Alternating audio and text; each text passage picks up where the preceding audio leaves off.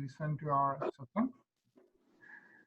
Buddhir jnanam sammoha kshama satyam dama shama sukham dukham bhavo abhavo bhayam cha bhayamev cha ahimsa samta tustistapo dhanam yasho yasha bhavanti bhava bhutanam matta eva prithagvidha.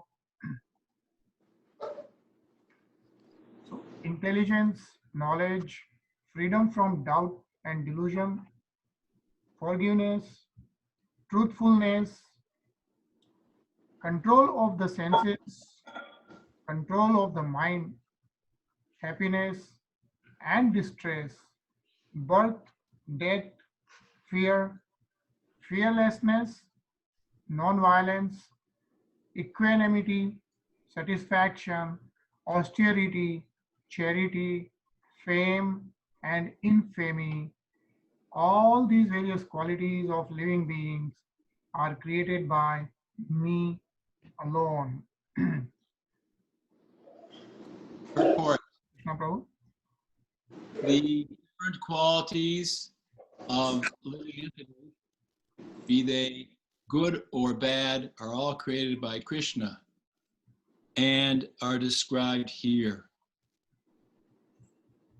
Intelligence refers to the power to analyze things in their proper perspective, and knowledge refers to understanding what is spirit, and what is matter. Ordinary knowledge obtained by a university education pertains only to matter, and it is not accepted here as knowledge. Knowledge means knowing the distinction between spirit and matter. In education, there is no knowledge about spirit. They are simply taking care of the material elements and bodily needs. Therefore, academic knowledge is not complete. Mataji. Asamoha, freedom from doubt and delusion, can be achieved when one is not hesitant and when he understands the transcendental philosophy. Slowly but surely he becomes free from bewilderment. Nothing should be accepted blindly. Everything should be accepted with care and with caution. Kshama, tolerance and forgiveness, should be practiced. One should be tolerant and excuse the minor offenses of others.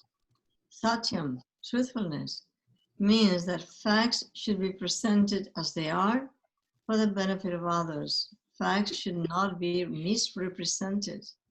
According to social conventions, it is said that one can speak truth only when palatable to others. Parag.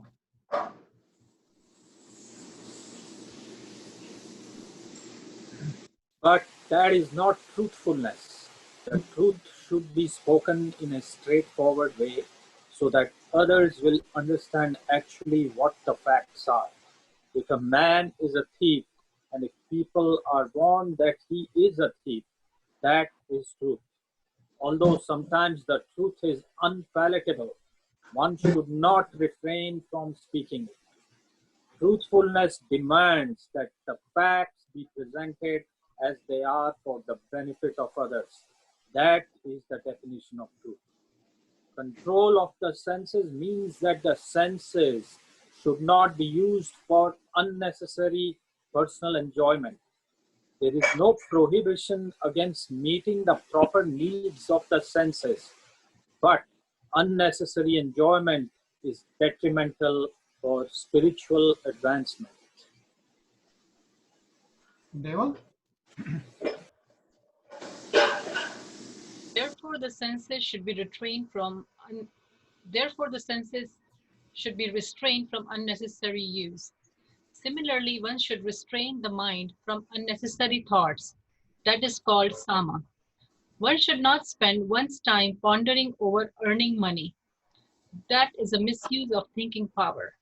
The mind should not be used to understand the prime necessity of human beings, and that Yes. should be, the mind should be used to Mhm. understand the prime necessity of human being, and that should be presented authoritatively.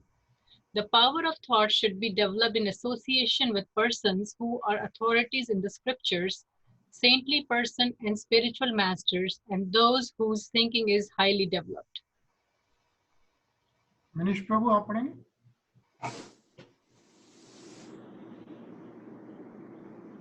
आप mute पे हैं प्रभु. No, मेरा mute नहीं है. Okay, now we can hear you. थोड़ा loud करना पड़ेगा. Sukham, pleasure or happiness should always be in that which is favorable for the cultivation of the spiritual knowledge of Krishna consciousness, and similarly, that which is painful or which causes distress is that which is unfavorable for the cultivation of Krishna consciousness. Anything favorable for the development of Krishna consciousness should be accepted, and anything unfavorable should be rejected. Bhava, birth, should be understood to refer to the body. As far as the soul is concerned, there is neither birth nor death. That we have discussed in the beginning of Bhagwad Gita. Savita ji?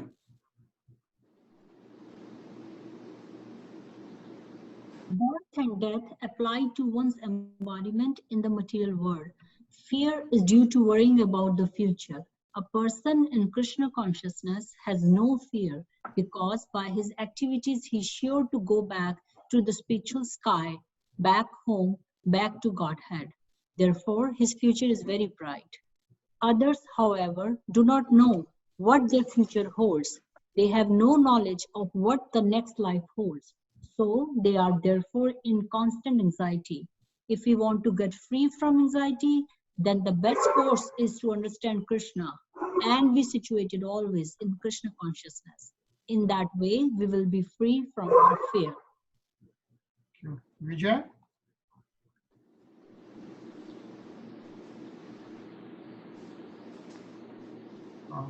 Vijay? Rina ji? Yes, Priya. In the Srimad Bhagavatam 11.2.37, it is stated, Bhayam dviti yabhini visatha satyat. Fear is caused by our absorption in the illusory energy. But those who are free from the illusory energy, those who are confident that they are not the material body, that they are spiritual parts of the Supreme Personality of Godhead, and who are therefore engaged in the transcendental service of the Supreme Godhead, have nothing to fear. Their future is very bright. This fear is a condition of persons who are not in Krishna consciousness. Abhayam, fearlessness, is possible only for one in Krishna consciousness. Mukesh? Hinsa, non-violence, means that one should not do anything which will put others into misery or confusion. Material activities that are promised by so many politicians, sociologists, philanthropists, etc., do not produce very good results because the politicians and philanthropists have no transcendental vision. They do not know what is actually beneficial for human society. Ahimsa means that people should not be trained in such a way that the full utilization of the human body can be achieved. The human body is meant for spiritual realization. So any movement or any commissions which do not further that end commit violence on the human body. That which furthers the future spiritual happiness of the people in general is called non-violence. Seema? Sampa, equanimity, refers to freedom from attachment and aversions. To be very much attracted or to be very much detached is not the best. This material world should be accepted without attachment or aversion. That which is favorable for prosecuting Krishna consciousness should be accepted. That which is unfavorable should be rejected. That is called samta in equanimity. A person in Krishna consciousness has nothing to reject and nothing to accept, save in terms of its usefulness in the prosecution of Krishna consciousness. Sonali? To see, satisfaction means that one should not be eager to gather more and more material goods by unnecessary activity. One should be satisfied with whatever is obtained by the grace of the Supreme Lord. That is called satisfaction. Tapas means austerity or penance. There are many rules and regulations in the Vedas which apply here, like rising early in the morning and taking a bath. Sometimes it is very troublesome to rise early in the morning. But whatever voluntary trouble one may suffer in this way is called penance. Similarly, there are prescriptions for fasting on certain days of the month.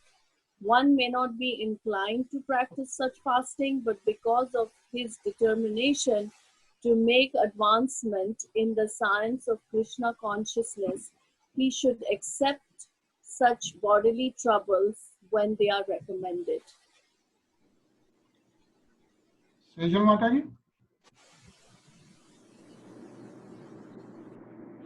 Necessarily or against Vedic injunctions.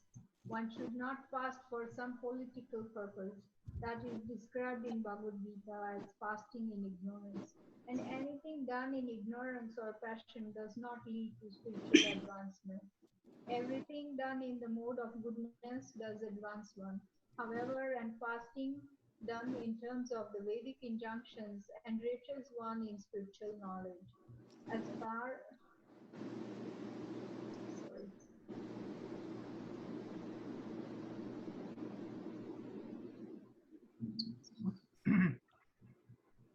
Vijay? Vijay is on mute. Yes. Yeah. Vijay, can you read? Yeah, Vijay is driving. Actually, I can read it. Oh, Meena. Okay. All right. Yeah. Sure. Okay.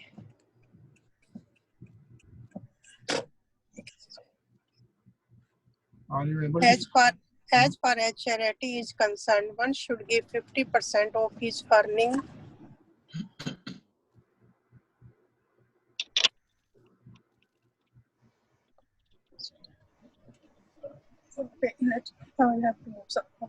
Earning to some good cause.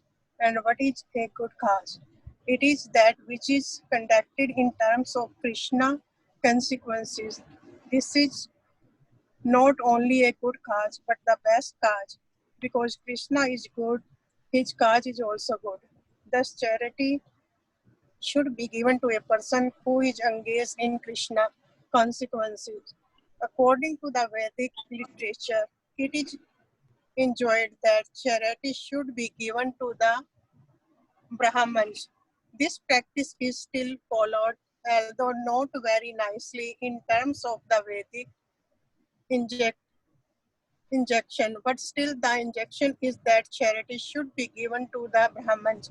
Why? Because they are engaged in higher cultivation of spiritual knowledge.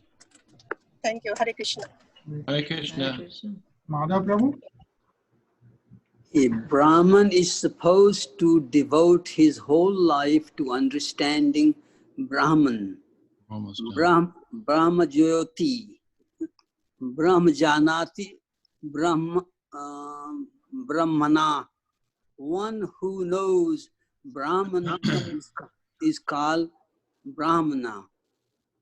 Thus, charity is offered to the Brahmanas because they are always engaged in higher spiritual service and have no time to earn their livelihood. In the Vedic literature, charity is also to be awarded to one in the renounced order of life, the sannyasi.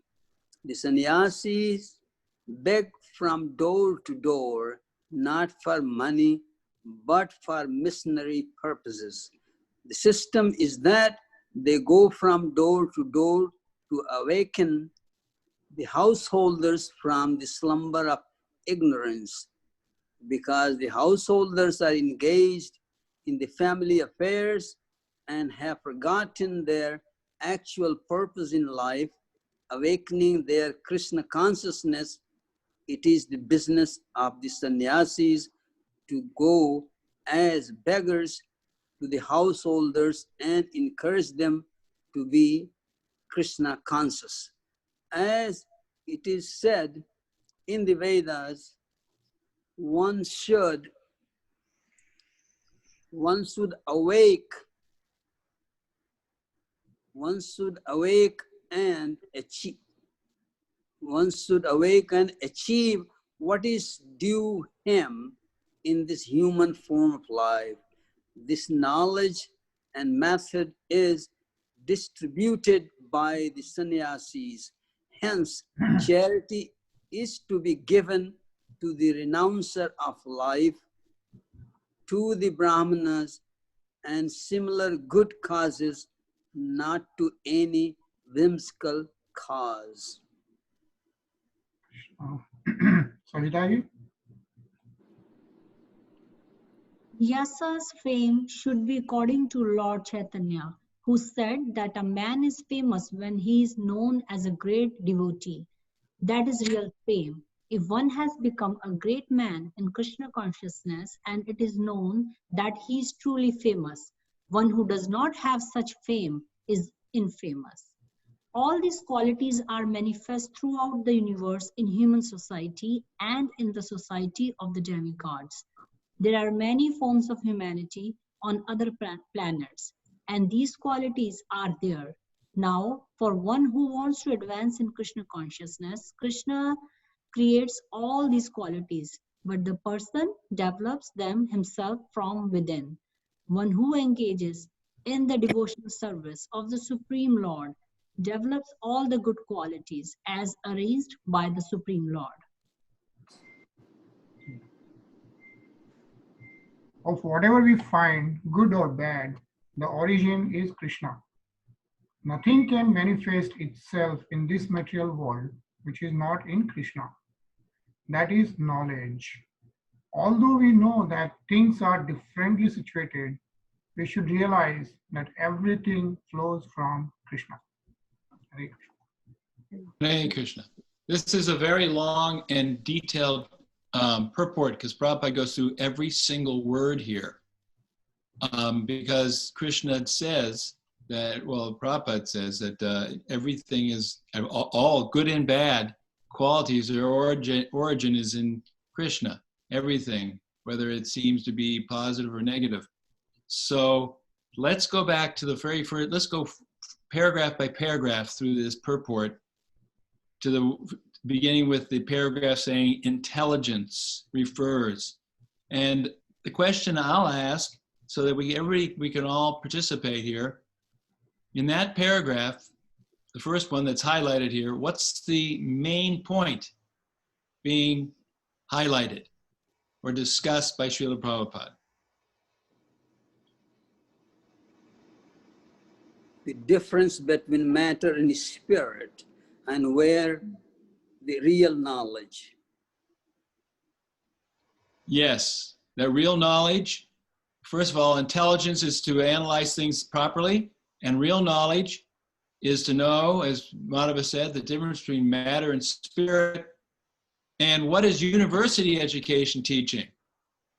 Just material education, how this material cosmos operates and things like that. It's all related to matter, nothing with to know the spirit. Yeah, they're simply taking care of material elements and bodily needs. So their education is just simply for bodily sense gratification. So that's not complete. That's the very first point being made by Krishna. He says, intelligence, what's he say? Intelligence and knowledge come from me. So let's go to the next paragraph. What do we have here in this next paragraph that strikes anybody in particular that they find very, very interesting or of note? It says nothing should be accepted blindly. Everything should be accepted with care and with caution. So that means, asammoha means freedom from doubt and delusion, and that we really shouldn't just, actually we were reading a book by Bhaktivinoda Thakur, and he was talking about religions that accept things blindly, they get into big trouble because people always argue and they fight about details that don't matter, and religious, spiritual life that is based on knowledge, then people can see things clearly. We see that today. People fight over silly things that have nothing to do with the essence of religion. Anything else in this paragraph? I think one should be tolerant and kind to, and be able to speak the truth, not cover up the truth so it is misunderstood. How that so can be applied in our modern world. I was thinking about this. The facts should not be misrepresented. Hey, we just think about who's misrepresenting facts. According to social conventions, it is said that one can speak the truth only when it is palatable to others, but that's not truthfulness. The truth should be spoken in a straightforward way for the benefit of others. If a man is a thief, people should be warned about it. So, this idea in Kali Yuga, what's described how there are 4 legs of religiosity. It's mercy, it's cleanliness, it's austerity, and truthfulness. And 3 of the 4 legs have been gone for a long time. And right now, truthfulness is on the way out too, it looks like. So very important point. Madhava, really, that you hit it on the head there. Next paragraph. Any comments?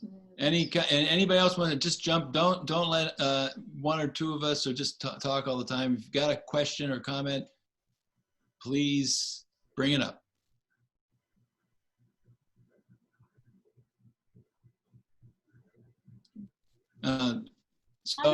I wanted to say something about when they're saying not to believe anything just blindly. But yes. Then isn't that what the faith says, that not to question it and believe it? I mean, like when you shouldn't question everything. That is called blind faith. That is called blind faith. And faith should not be blind. Faith should have some kind of standing, in the sense that if I go to a doctor and the doctor is really together and he takes care of my problem, then the next time I go back to the same doctor, because I've had that good experience. And every time I go to that doctor, he takes care of the problem, my faith increases. So faith should not be blind either. We should ask the guru or the saintly person questions about our doubts, because we all have doubts. It's the nature to doubt. I mean, let's take, for instance, life after death. On the face of it, no one really knows, because, we don't really get too many instances of people saying, well, I've been there and I'm coming back to tell you what it's like. So we have to hear from persons who know the truth, and they know the truth because they're self-realized. And we should be able to ask them whatever question we need to ask in order to free ourselves from any sort of doubts. Blind faith can be fanaticism. Oh, I just believe because that's what I'm, just because I'm supposed to believe.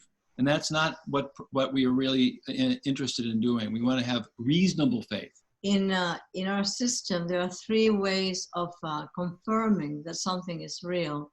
One is guru, the other one is sadhu, and the other one is shastra. Because everything that pertains to this transcendental knowledge is shastra, pure shastra. For example, from the Bhagwad Gita, from the Srimad Bhagavatam, from different books that deal with the spiritual issues. And so if the guru, the sadhu, and the shastra all conform to the same principle in agreement, then we can understand that that is bona fide. And also, as we become more and more advanced in spiritual life, there will be personal experiences and personal realizations that will confirm all these things. But it's a very good point, though.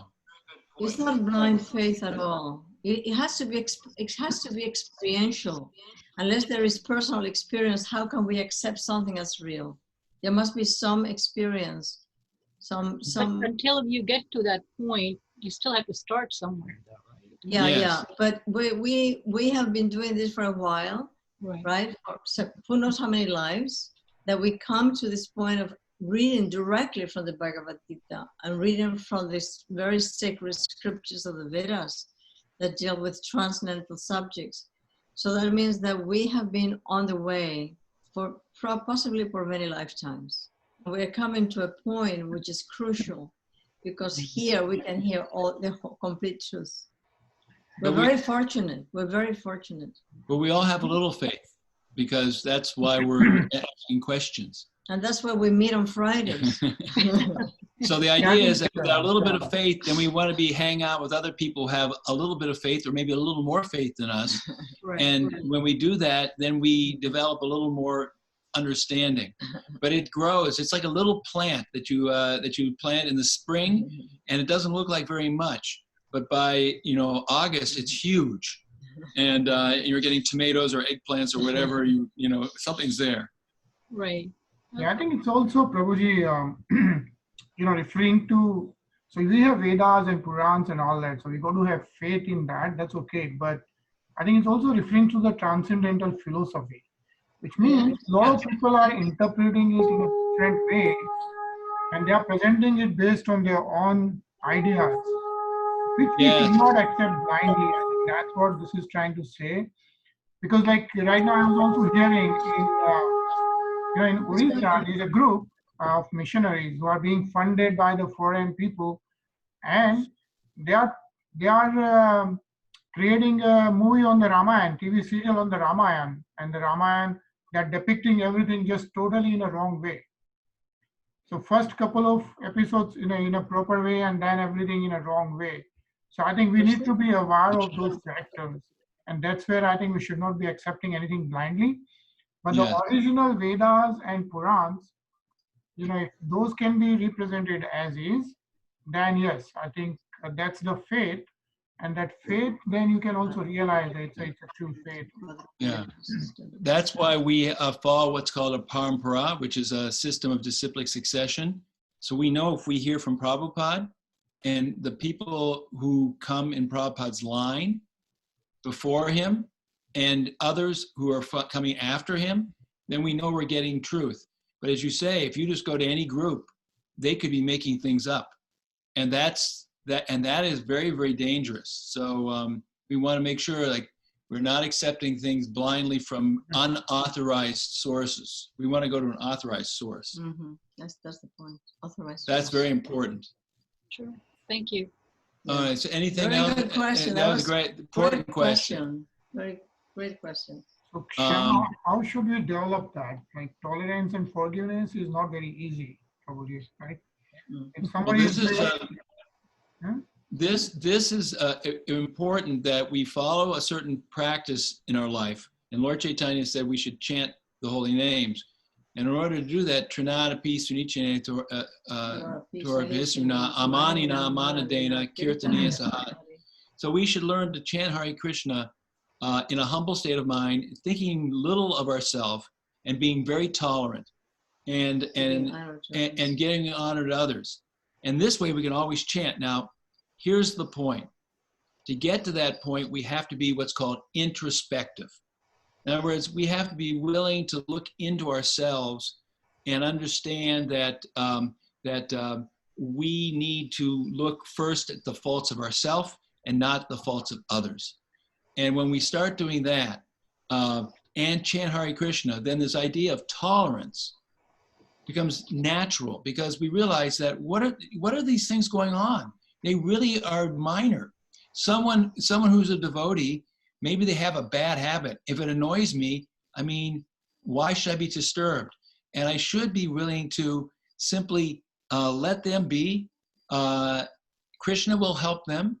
Their guru will help them. They'll learn whatever they need to learn, but I don't have to be disturbed by that. And the important thing about this tolerance and forgiveness is that we can think that we may be so annoying to others that they're tolerating us.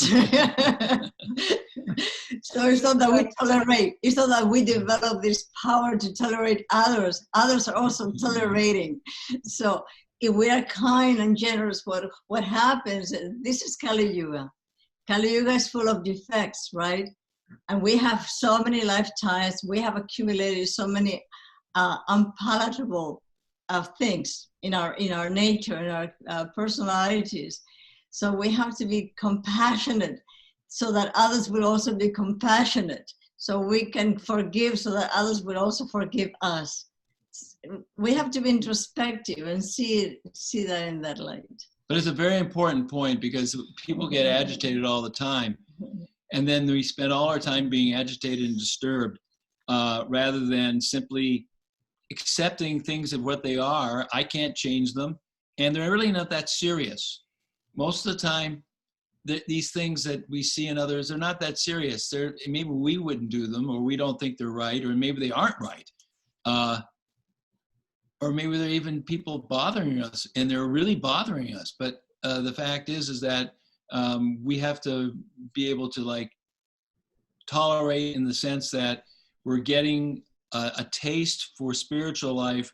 That means that we see everything in perspective. How long will these things really last? I mean, maybe. So Prabhuji, question here is, like when we talk about forgiveness, for minor offense of others, we expect that forgiveness for us as a human being. Like if I make a mistake, I expect somebody should forgive me. So what? What's the big deal? I made a mistake, right? But when somebody else is making mistakes, then we are not easily forgiving them. Even though we can say verbally, oh, I'm forgiving you, but somehow that thing still keep bothering in back of your head. That means in my mind, you have not forgiven that person completely. So how you get out of that mental state? Jesus Christ said, you're looking and finding fault in a speck in someone else's eye, but you have a log in your eye. So don't go around looking for little faults in others. Know that you have more fault than they do. So their little faults you should overlook. Work on our own faults. That's the point. The point is to work on our own selves. We cannot control how other people are acting, but we can help ourselves by controlling our own impulses. And all of this comes easier and easier as we become more and more purified. Are you in Hawaii? No, it's a backdrop. It's a backdrop. Yeah. On the beach. Yeah. And another point is, again, I'll use this Christian prayer. Forgive us our trespasses as we forgive the trespasses of others. In other words, Krishna forgives us as we forgive others. What's that story about the man, the servant who doesn't forgive? There is a story in the gospel, the Christian gospel, about a man who has a servant, and this servant owes the master thousands of dollars. So the master is very kind and generous. He sees how this man is suffering. I says, don't worry, I forgive you your debt. Don't forget, you don't have a debt anymore. Now, this person who owes the master has a friend, and he's loaned him $5. And the friend cannot give him the money back. And so every time he sees his friend, he harasses his friend. When are you going to give me the $5 back? When are you going to give? He strangles him. He hits him. He mistreats him for the $5, not realizing that the master forgave his huge debt. So we have to be compassionate, and we have to remember that we are all at fault. All of us. We're in the shower. We're all in the shower. Some people are getting cleaner than others, but we're all using soap and water. The best thing we can do is, if we see some fault, we can say, Prabhu, please use some more soap. Yeah, it's kind of hard sometimes, like we expect better treatment for ourselves, but when it comes to our turn, like as you give that story, to treat the other people, then we forget about how. We can't forget. We have to remember. That's a very important point. That's why we have to be very, very introspective. We have to think, what is wrong with me? Not in a neurotic way, but in a way that I want to improve. And we're following a process which is based on chanting the holy name. And as we chant more and more and more, we become more and more aware of our problems and difficulties. We become more dependent on the Supreme Lord, and our heart becomes more and more purified. It's a win-win situation. Yeah, right now I'm feeling that all of us should go to the beach.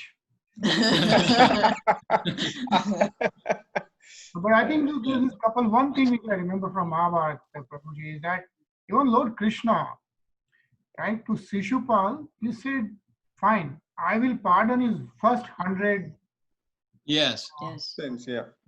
sins. Well, a couple of things. First, he's God. And and the second thing is that you know, when he cut off Shishupal's head, he was stopping Shishupal from continually blaspheming God, which is a very, very bad thing to do, and giving him liberation. So you know, it's in a little different league, but you know, he was very, very tolerant. He told Shishupal's mother, "I'll forgive the first 100." But Shishupal never stopped. And then Shishupal enter, you know, the life force of Shishupal enter into Krishna's body. Yeah. So it was all a benefit. For Shishupal. He protected him against further blasphemy, and then he took him in. So Krishna is so kind, so kind. Yeah, I think the Lord Ram has also demonstrated this, right? So when even Vibhikshan or Mandodari goes to Ravan and says that even now, if you go to and surrender to Lord Ram, he will excuse all your mistakes. So even till the end, you know, they kept telling him that, hey, you know, Lord Ram will actually excuse you, even though you have done all these bad things, right?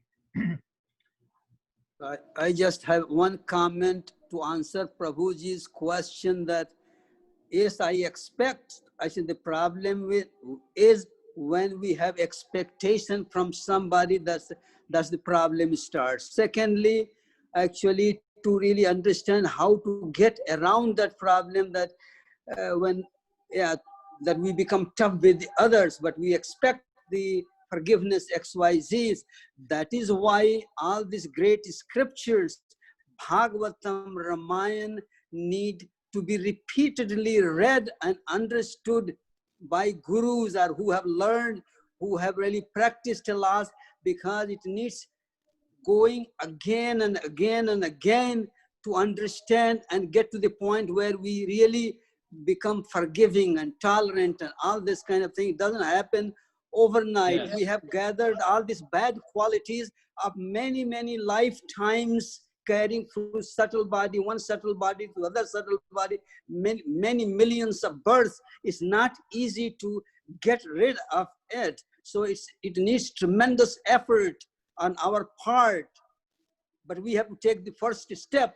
And then there is guarantee. Krishna says that everywhere this statement, he says that if you do this, you will get rid of this, you will come to me. So we have to have some faith and take, like we all study science, we go to school, learn something and put in practice, but we have to have some faith in a recognized school and teacher. But if you go with challenging, we cannot learn. So we have to go first learn and then analyze the situation. Once we have knowledge, and then we do analysis through our intelligence to understand where the truth lies and then what is the path forward. Very good. There is another point with forgiveness, which is really practical, which is when we forgive, we let go of the anger and the resentment. So when we forgive somebody else, we really are forgiving ourselves. Because if I have something against somebody for about 40 years, I'm always angry with that person. I am the one who is experiencing all this sorrow. That person may not even be aware of anything. So forgiveness is to let go of all these bad things that are within my consciousness. And I'm the first one who benefits from forgiving. And if you want to have a chance to come back in a life to be with that person again, that's a good way to do it. In other words, you're so angry with this person at the time of death, you think, I wish I could have got him. Well, guess what? Your next life, you'll get a chance. And that just perpetuates itself. So we have to give it up. Yeah, ultimately harming. And I think the next sentence is also is very, very challenging. Satyam, truthfulness, means that fact should be presented as they are for the benefits of other. Fact should not be misrepresented. So again, my question here is again kind of same to my previous line.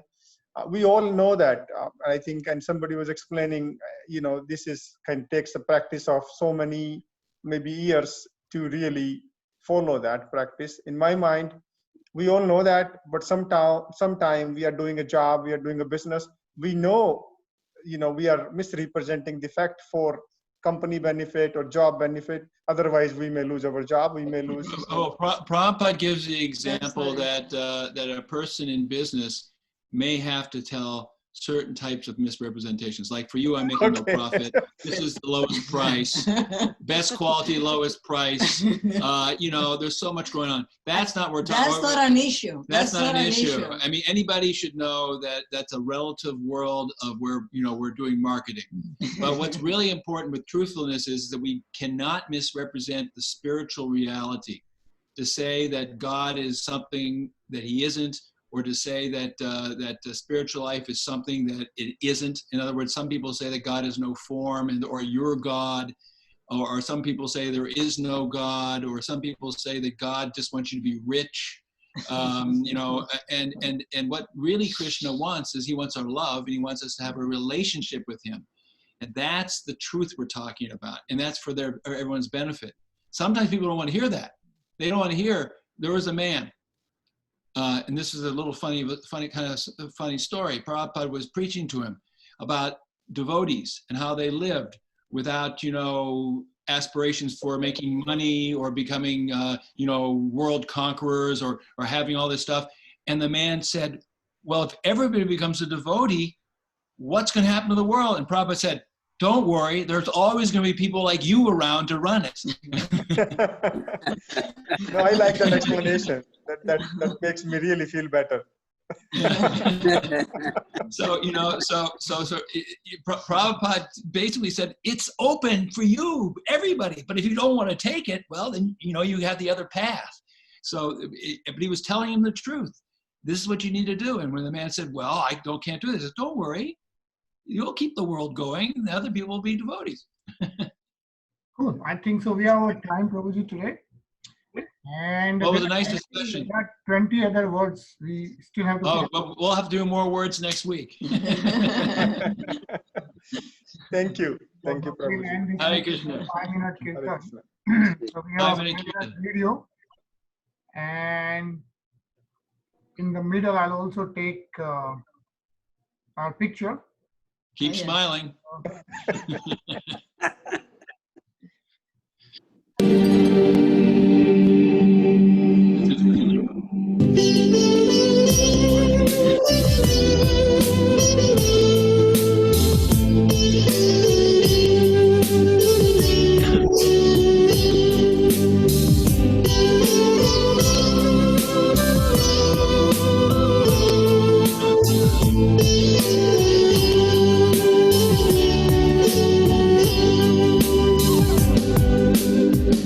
Hey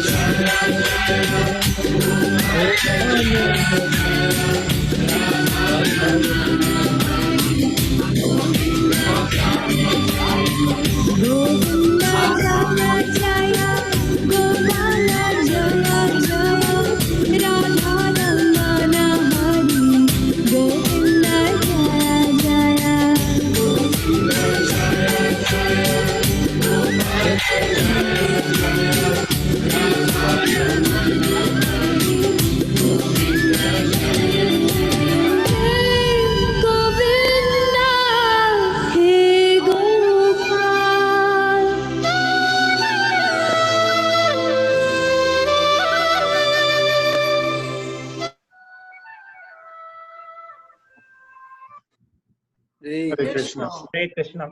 Bahut sundar, bahut sundar. Hare Krishna. Krishna. Hope everybody has a great Hare weekend. Krishna. We'll hope to see you soon in person. Hare Krishna. Hare Krishna. Hare Krishna. And Jai. Jai. Have a nice weekend. You too. You too. Hare Bol. Hari Bol.